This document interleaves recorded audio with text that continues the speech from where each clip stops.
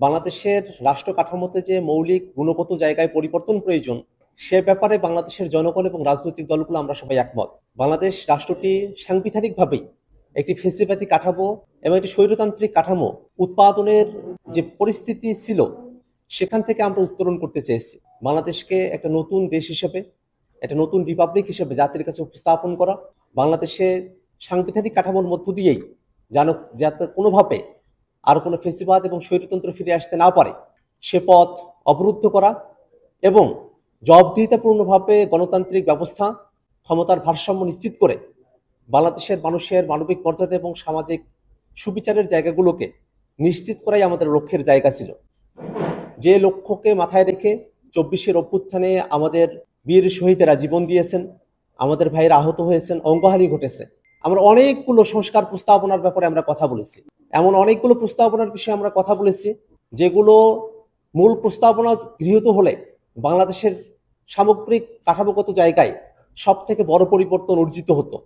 যদিও মূল প্রস্তাবনার বাইরে এসে সংশোধিত প্রস্তাবনার সঙ্গে আমাদের একমত হতে হয়েছে, তারপরেও জুলাই সনদে যতটুকু বিষয়ে আমরা একমত হতে পেরেছি, সেটাও আমাদের গণতান্ত্রিক অগ্রযাত্রার পথে একটা বড় ধরনের অগ্রগতি সাধন করবে বলে আমরা বিশ্বাস করি। কিন্তু জুলাই সনদের যে বিষয়গুলোতে আমরা একমত হয়েছি, কমিশন সিদ্ধান্ত গ্রহণ করেছে, সেই বিষয়গুলোকে বাস্তবায়নের আড়ালে রেখে শুধুমাত্র কাগজে দলিলে পরিণত করার এক ধরনের প্রবণতা আমরা রাজনৈতিক কিছু শক্তির মধ্যে আমরা প্রত্যক্ষ করেছি। সে জায়গা থেকেই ঐক্যবদ্ধ কমিশনে জুলাই সনদ বাস্তবায়নের বিষয় নিয়ে দীর্ঘ সময়ব্যাপী আলোচনার প্রস্তাবনা আমরা করেছিলাম।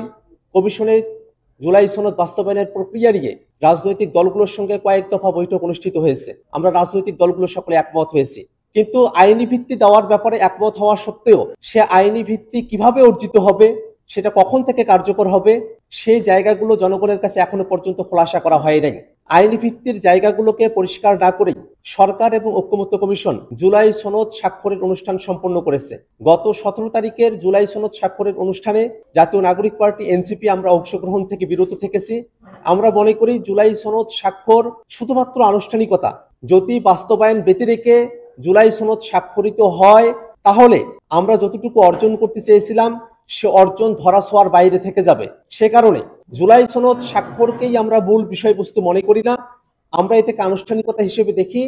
বরং জুলাই সনদ বাস্তবায়নের যে আদেশ, সেই আদেশের বিষয়ে জনগণের কাছে পরিষ্কার বার্তা উপস্থাপন করে জুলাই সনদকে পরিপূর্ণভাবে বাস্তবায়নের লক্ষ্যে নিয়ে আমরা আমাদের কার্যক্রম পরিচালনা করছি। যদিও গত 17 তারিখের জুলাই সনদ স্বাক্ষর অনুষ্ঠানে আমরা অংশগ্রহণ করি নাই, কিন্তু অনেক আগে থেকেই আমরা এই কথা বলে আসছি যে জুলাই সনদের যতটুকু অর্জন, সেটাকেও যদি পরিপূর্ণভাবে আমরা বাস্তবায়ন করতে চাই, তাহলে অবশ্যই এই বাস্তবায়নের পথরেখা জাতির কাছে পরিষ্কার করতে হবে এবং আমরা ঐক্যবদ্ধ কমিশনের সঙ্গে আমাদের আলোচনা চলমান রাখবো।